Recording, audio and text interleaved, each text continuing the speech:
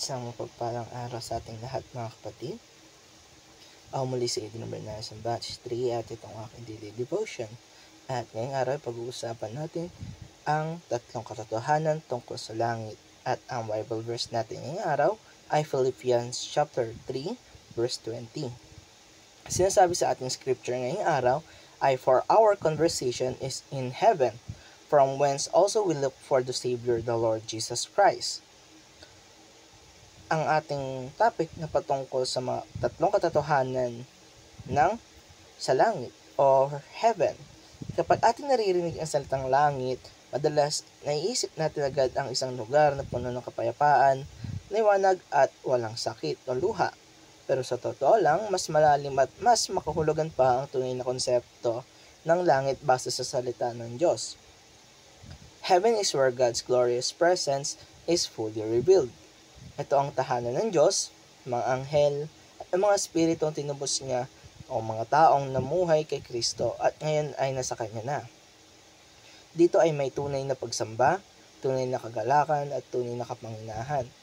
Pero ito rin ay hindi pa ang ultimate na destination natin. Heaven, as glorious as it is only temporary for us believers. Ang final destination natin ay hindi lamang pagtakas mula sa mundong ito, kundi ang pagkakaroon ng bagong langit at bagong lupa o new earth. Isang renewed creation kung saan ang Diyos ay maninirahan na kasama natin physically. Wala ng kasalanan, wala ng luha, at ang kalooban ng Diyos ay matutupad ng ganap. Ang tatlo katotohanan patungkol sa langit o heaven ay unang-una, heaven is dwelling place for heavenly beings. Sa ngayon, ang langit ay tahanan ng Diyos at ng mga nilalang niya roon, mga anghel at spirito ng mga tinubos. Sila ay naroroon to glorify Him, to worship Him day and night. Heaven is filled with holy activity. It's not boring, or it's bursting with worship, joy, and divine presence. Second is, heaven is our temporary home. Sa ating mga Kristiyano, kapag tayo ay namatay, tayong pupunta sa presensya ng Diyos. Pero hindi doon magtatapos ang lahat.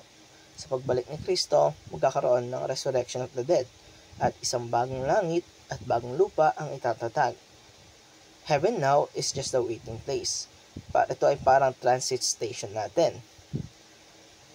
Ikatatlo ay, heaven colonizes earth, our final home. Hindi lang tayo dadalhin ni God sa langit, dahil sa totoo lang, si God ang magdadala ng langit dito. Heaven is coming down. God will dwell with us sa bagong mundo. Heaven will colonize earth. Kaya ngayon pa lang, we should start living as a citizen of heaven here on earth. At ngayong araw, paano naman natin i-apply natin to sa ating pamumuhay araw-araw? Unang-una ay set your mind on the renewed creation. Sa dami ng ingay sa ating mundo, distractions at pressure, dapat lagi nating i-remind ang ating sarili na hindi nagtatapos dito ang lahat. We are looking forward to a better world, and a new world, kaya huwag tayong mawalan ng pag-asa. Dapat tayo laban lang sa ating buhay dahil may mas maganda pang parating ang ating Panginoon para sa atin. Kalawa ay, heavenize everything God entrusted you. Ano man ang hawak natin ngayon, family, trabaho, o ang calling natin or mga relationships natin, lahat ng ito pwede nating i-heavenize. Ibig sabihin, madadala natin ang mga values na ito sa langit. Ipapatawad tayo, mapagkumbaba, at maglilingkod tayo sa Panginoon. At maging faithful tayo sa kung anong pinagkatiwala sa ating Panginoon.